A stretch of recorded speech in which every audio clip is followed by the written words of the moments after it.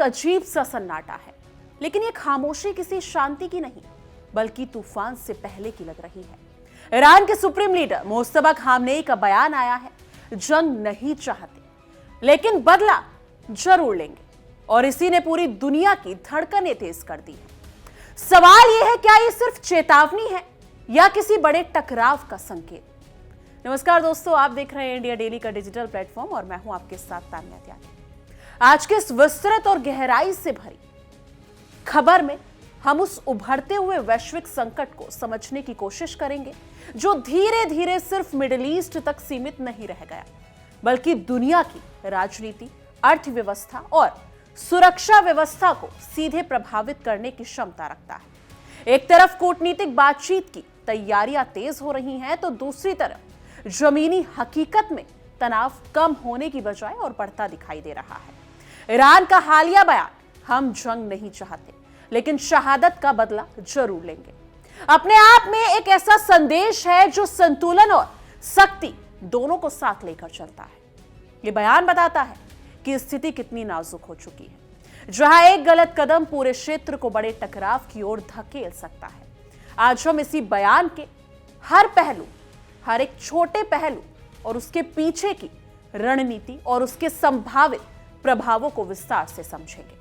इस पूरे घटनाक्रम के केंद्र में है ईरान के सुप्रीम लीडर मुस्तफा खामनेई, जिनका बयान ऐसे समय पर सामने आया है जब क्षेत्रीय और वैश्विक शक्तियां एक संभावित शांति समझौते की ओर बढ़ रही हैं। उन्होंने जिस तरह से अपने शब्दों का चयन किया, वो ये साफ करता है कि ईरान अपनी स्थिति को लेकर पूरी तरह स्पष्ट है।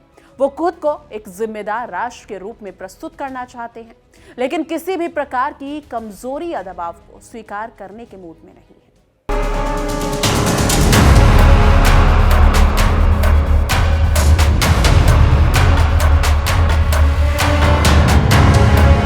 जंग नहीं चाहते कहकर वो अंतर्राष्ट्रीय समुदाय को यह संदेश दे रही हैं कि वो शांति का समर्थक है, लेकिन बदला जरूर लेंगे कहकर वो अपने विरोधियों को चेतावनी भी दे रहा है कि अगर उसकी सीमाओं को पार किया गया तो जवाब सख्त होगा। यही दोहरी रणनीति इस बयान को बेहद महत्वपूर्ण बनाती है और इसे एक साधारण राजनीतिक बयान से कहीं ज्यादा प्रभावशाली बना देती है। अगर हम इस बयान के समय को ध्यान में रखें और देखें तो ये और भी ज्यादा अहम हो जाता है। पाकिस्तान में अमेरिका, इजराइल और ईरान के बीच संभावित शांति वार्ता की चर्चा चल रही है, और ठीक उसी से पहले ये बयान सामने आता है। ये सहयोग नहीं हो सकता, बल्कि इसे एक सोची समझी रणनीति के रूप में देखा जा रहा है। अंतर्राष्ट्रीय राजनीति में अक्सर ऐसा होता है कि बातचीत से पहले पक्ष अपनी ताकत और इरादों को जाहिर करते हैं ताकि बातचीत की मेज पर उनकी स्थिति मजबूत बनी रहे। ईरान का यह बयान भी उसी रणनीति का हिस्सा माना जा सकता है, जिसमें वो ये दिखाना चाहता है कि वो बातचीत के लिए तैयार है, लेकिन किसी भी प्रकार के दबाव में आने वाला नहीं है। ये एक तरफ का मनोवैज्ञानिक दबाव भी है जो विरोधी पक्ष पर डाल सकता है या डाला जा रहा है। इस पूरे विवाद की जड़ में वो घटना है जिसने ईरान के भीतर गुस्से और भावनात्मक उबाल को जन्म दिया।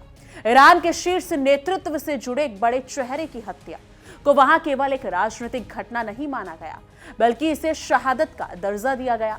यह शब्द अपने आप में बहुत गहरा अर्थ रखता है, क्योंकि इससे जुड़ी भावनाएं सिर्फ राजनीतिक सीमित नहीं रहती, बल्कि धार्मिक और सामाजिक स्तर तक फैल जाती है। इस घटना के बाद से ही ईरान के भीतर बदले की भावना लगातार मजबूत होती दिख रही है, और अब जब इस घटना को 40 दिन पूरे हो चुके हैं तो ये भावना अपने चरम पर पहुंचती दिखाई दे रही है।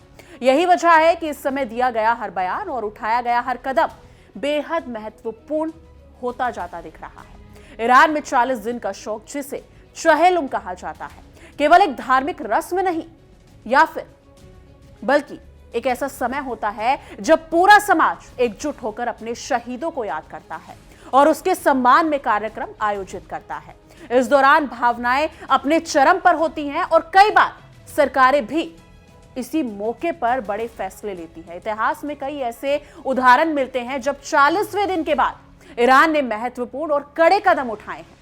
इसलिए इस बार भी आशंका जताई जा रही है कि यह समय किसी बड़े फैसले का संकेत बन सकता है। यही कारण है कि अंतर्राष्ट्रीय समुदाय इस पूरे घटनाक्रम पर बारीकी से नजर बनाए हुए है। इस बयान में हॉर्मुज स्ट्रेट को लेकर जो संकेत दिए गए हैं वो भी कम महत्वपूर्ण नहीं है। स्ट्रेट ऑफ हॉर्मुज को दुनिया की ऊर्जा आपूर्ति की लाइफ लाइन माना जाता है, क्योंकि यहां से वैश्विक तेल व्यापार का एक बड़ा हिस्सा गुजरता है। अगर इस मार्ग में किसी भी प्रकार की रुकावट आती है तो उसका असर सीधे सीधे पूरी दुनिया की अर्थव्यवस्था पर पड़ता है। ईरान ने जब ये कहा कि वो इसे मैनेजमेंट को नए फेज में ले जाएगा, तो इसे एक रणनीतिक चेतावनी के रूप में देखा जा रहा है। ये संकेत देता है कि अगर हालात और बिगड़ते हैं तो ईरान इस महत्वपूर्ण मार्ग का इस्तेमाल दबाव बनाने के लिए कर सकता है। अगर ऐसा होता है तो इसके परिणाम बेहद व्यापक और गंभीर हो सकते हैं। तेल की कीमतों में अचानक उछाल आ सकता है, वैश्विक बाजार अस्थिर हो सकते हैं और कई देशों की अर्थव्यवस्था पर इसका गहरा असर पड़ सकता है। खासकर वो देश जो ऊर्जा आयात पर निर्भर हैं, उन्होंने भारी नुकसान उठाना पड़ सकता है। और यही वजह है कि दुनिया के बड़े देश इस क्षेत्र में भी प्रकार के टकराव से बचने की कोशिश कर रहे हैं, क्योंकि इसका असर सिर्फ क्षेत्रीय नहीं बल्कि वैश्विक स्तर पर महसूस किया जाएगा। देखिए हमारी एक खास रिपोर्ट हमारे सहयोगी विवेक शांडिल्य के साथ। अब शांति की बात जो 10 अप्रैल को होनी है, क्या उसमें अमेरिकी अधिकारी और ईरान के प्रतिनिधि शामिल होंगे? इसके आसार भी बहुत कम नजर आ रहे हैं। 24 घंटे में सीजफायर कैसे खत्म हुआ? सबसे पहले आप देखिए इसके कारण कहां कहां नजर आ रहे हैं। पहला तो लेबनान में भीषण हमले की स्थिति से जो है हालात बदल गए हैं। लेबनान में इजराइल से जो सीजफायर है यूएस का, खास करके ईरान का, उसे इजराइल ने इनकार कर दिया है। यूएस ने ईरान की शर्तों को मानने से इनकार कर दिया है। शर्त यह थी कि लेबनान को भी सीजफायर में शामिल किया जाए। तो ईरान ने क्या किया, होर्मुज स्ट्रेट को तुरंत ब्लॉक कर दिया और इसके बाद अमेरिका ईरान में फिर से मतभेद उभरकर सामने आ गए। यानी 40 दिन के बाद जो कयास लगाए जा रहे थे कि शांति आएगी, वो आने के पहले ही खत्म हो चुकी है। ईरान ने पहले ही कहा था कि वो अमेरिका और इजराइल पर भरोसा नहीं करेगा, क्योंकि दोनों देश धोखेबाज हैं, धोखे से हमला करते हैं। और हुआ भी यही। ईरान अमेरिका में सीजफायर हुआ, बातचीत होनी थी, लेकिन लेबनान में आसमान से मौत बरसाई गई। 250 से ज्यादा मासूम मार दिए गए। इससे किसी भी देश का खून खौल जाएगा, और खास करके जब बेगुनाह मारे जाते हैं। सोशल मीडिया पर दावा किया जा रहा है कि हिजबुल्लाह से जुड़े लोग जब जूम मीटिंग कर रहे थे, तभी मीटिंग के दौरान उनके आईपी एड्रेस या लोकेशन का पता लगाया गया और फिर 10 मिनट में 100 से ज्यादा सिलसिलेवार तरीके से धमाके हुए। जरा फुल स्क्रीन तस्वीर देखिए। हमले के बाद की स्थिति, आम लोगों के अंदर जो डर था उसे महसूस किया जा सकता है। ये वो तस्वीर है। इससे पहले हिजबुल्लाह पर पेजर अटैक हुआ था। किस तरह से लेबनान में इजराइल ने तबाही मचाई है, इसकी तस्वीर आप देखकर अंदाजा लगा सकते हैं। ये 3 तस्वीरें आपके सामने हैं। 3 तस्वीरों में आप देखिए किस तरह से लेबनान में कहर बनकर टूटा है इजराइल, और इजराइल ने अंधा धुंध बमबारी की है, वो भी रिहायशी इलाकों में। 250 से ज्यादा मासूम मारे गए।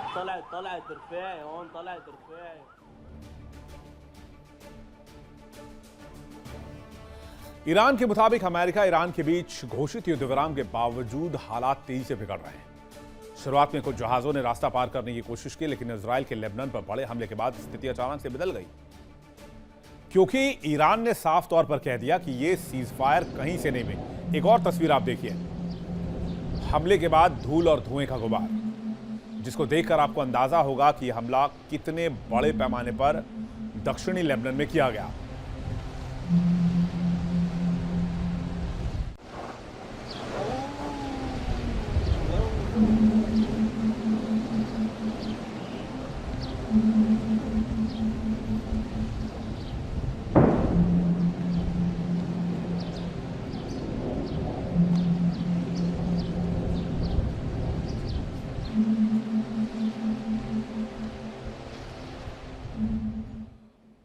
सीजफायर की उम्मीद को इजराइल ने 24 घंटे के अंदर 250 लोगों की लाश के साथ तार तार कर दिया, और यह राहत ज्यादा देर टिक नहीं पाई। इजराइल के हमले में लगभग 254 लोगों के मारे जाने की खबर है, जिसके बाद ईरान फिर से सख्त हो गया है। तेहरान ने होर्मुज स्ट्रेट को तुरंत आदेश से ब्लॉक करने का आदेश दिया। सभी तेल टैंकर्स की आवाजाही रोक दी गई। अब होर्मुज को पूरी तरीके से ब्लॉक कर दिया गया है। जो टैंकर यहां से बाहर निकलने की कोशिश कर रहे थे उन्हें वापस पर्शियन गल्फ की ओर लौटना पड़ा है और इस फैसले का असर तुरंत दिखने लगा है। ग्लोबल शिप ट्रैकिंग केपलर का दावा है कि होर्मुज स्ट्रेट को ईरान ने फिर से बंद कर दिया है और इसके बावजूद यहां से जहाज निकलने की कोशिश कर रहे थे लेकिन उन्हें रोक दिया गया। 24 घंटे में अब एक भी जहाज नहीं निकल पाया है। किसी भी तेल और गैस टैंकर को इजाजत नहीं दी गई है। ईरान लेबनान पर हुए हमले से बहुत ज्यादा भड़का हुआ है। लेबनान में 24 घंटे में 250 से ज्यादा लोगों की मौत हुई है। इजराइल के हमले से IRGC भड़का हुआ है। IRGC ने होर्मुज को फिर से बंद करने का ऐलान कर दिया है।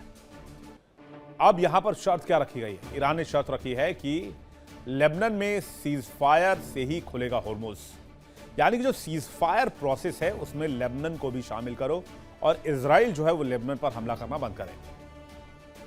इजराइल US ने कहा हमले जारी रहेंगे लेबनान पर, यानी कि हिजबुल्लाह पर। तो क्या यह मामला शांत नहीं होगा?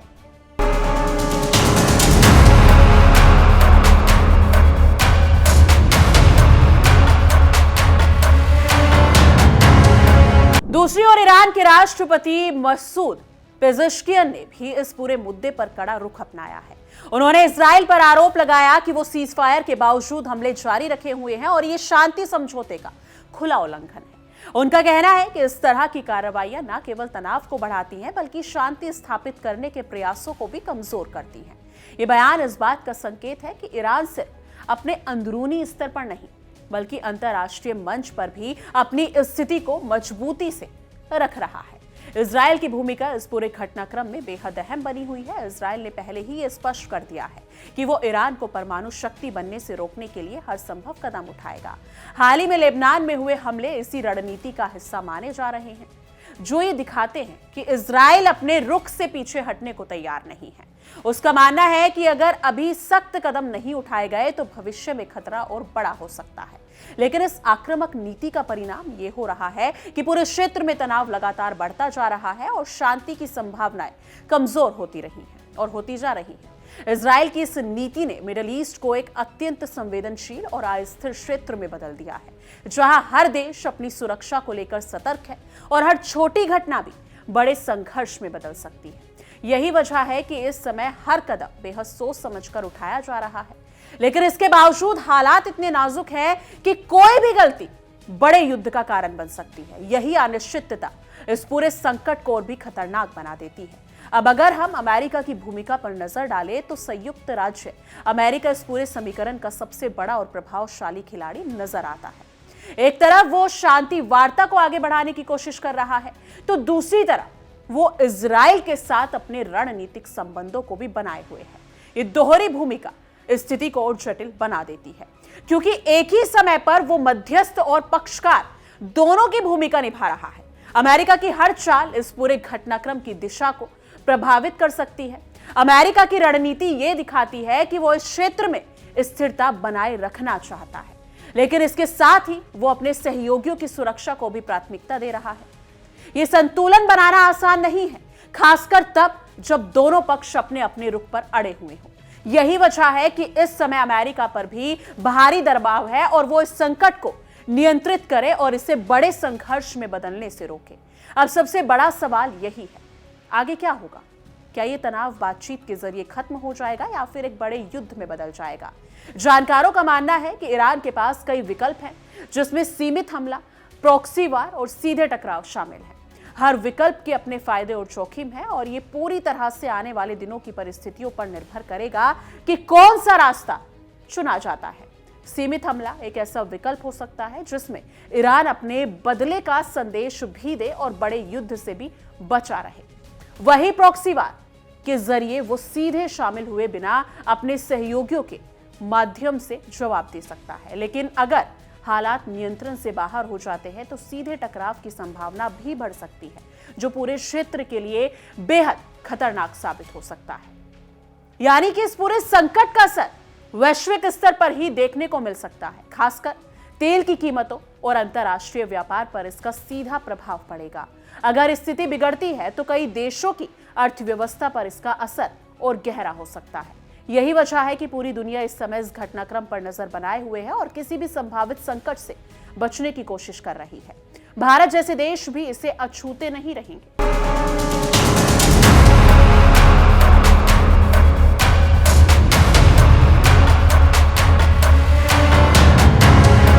अगर हॉर्मुज स्ट्रेट प्रभावित होता है तो भारत में पेट्रोल डीजल की कीमतों में उछाल आ सकता है, जिससे महंगाई बढ़ेगी और आम लोगों की जिंदगी पर भी असर पड़ेगा।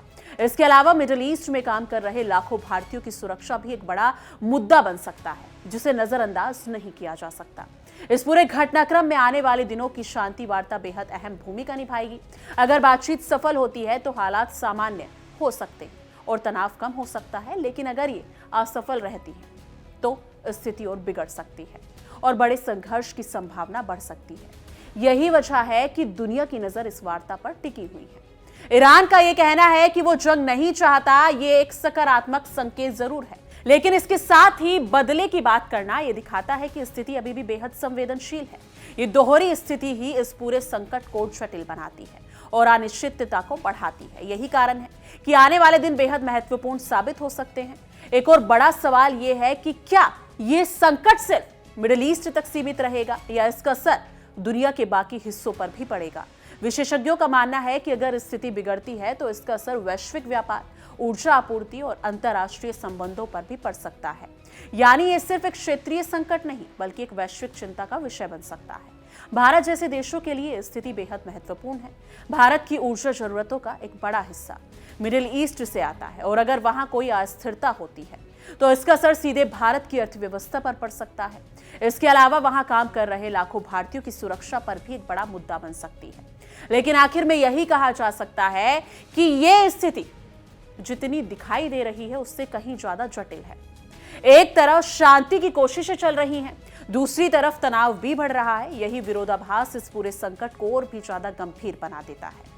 अब ये देखना बेहद अहम होगा कि आने वाले दिनों में कौन सा पक्ष किस दिशा में कदम उठाता है और ये संकट किस दिशा में जाता है।